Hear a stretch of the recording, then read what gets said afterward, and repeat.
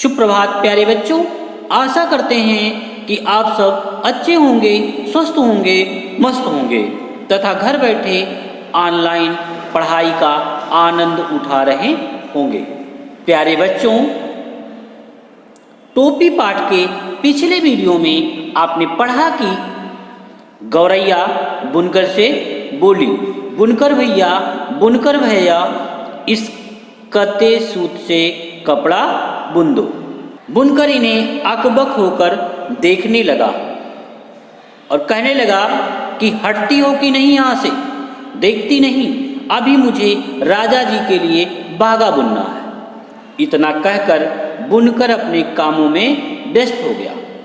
लेखक कहानी के माध्यम से आगे कहता है कि इसे बुन दो भैया। गौरैया ने साहस के साथ कहा, हम शेत में काम नहीं करवाते, इसे बुन दो और आधा तुम ले लेना और आधा हम ले लेंगे। यह सुनकर बुनकर तैयार हो गया। सूत अपनी ओर खींचकर ताना बाना फैला दिया। उसका करघा चलने लगा, ढरकी ढुलकने लगी। थोड़ी ही देर में काफ़ी सुंदर कपड़ा बुन दिया। गौरैया अब तक 3/4 मंजिल पार कर ली थी। कपड़ा लिए वह एक दर्जी के पास जा पहुंची। दर्जी भैया इसकी टोपी सिल दो। दर्जी क्रोध से बोला, देखती नहीं, राजा के नवजात बेटे के लिए झब्बे सिलने में व्यस्त हूँ। दर्जी ने माथे का पसीना पोंछते हुए ठंडी आह भरी। कुछ देना न लेना, भर माथे पसीना। गौरैया बोली, इस बुने हुए कपड़े की 2 टोपी सिल दो, एक तू ले लेना, एक हम ले लेंगे। दर्जी को मुँह मांगी मजदूरी मिलती देख कच्च उसकी कैंची चल उठी और चूहे की तरह सुई के कपड़े के भीतर बाहर होने लगी। उसने मन लगाकर 2 टोपियाँ सिल दी और खुश होकर दर्जी ने अपनी ओर से टोपी पर 5 फुदने भी जड़ दिए। फुदने वाली टोपी पहनकर गौरैया जैसे आपे में ना हो। वह 1.5 टांगों पर लगी नाचने, कूद कर लगी गौरा को दिखाने, देख मेरी टोपी सबसे निराली, सबसे सुंदर, 5 फुदने वाली, वाकई तू तो रानी लग रही है। गौरे को आखिरकार कहना पड़ा, रानी नहीं, राजा कहो, मेरे राजा। गौरैया ऊंचा उड़ने लगी।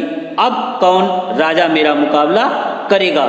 टोपी पहनते ही उसके मन में नए नए विचार आने लगे कि क्यों ना इस मुल्क के राजा का भी एक बार जायजा लिया जाए,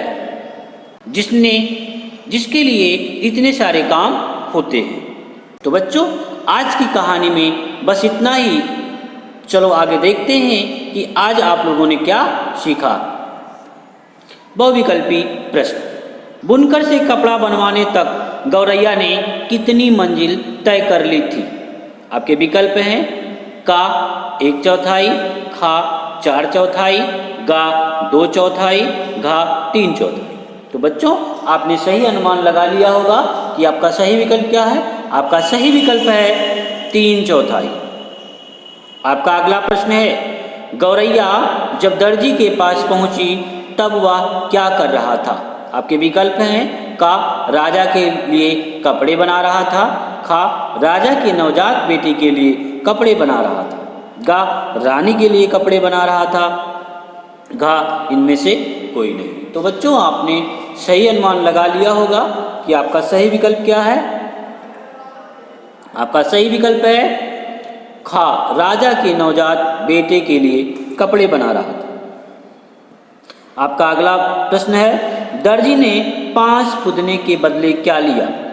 आपके विकल्प है आधा कपड़ा लिया, खा कुछ नहीं लिया, गा 1 टोपी ली, घा 1 रुपया लिया। तो बच्चों, आपने सही अनुमान लगा लिया होगा कि आपका सही विकल्प क्या है। आपका सही विकल्प है खा कुछ नहीं लिया। आपका अगला प्रश्न है, दर्जी की कैंची किस प्रकार चलने लगी थी? आपके विकल्प हैं का दर्जी की कैंची कच्च चलने लगी थी, खा दर्जी की कैंची सर सर चलने लगी थी।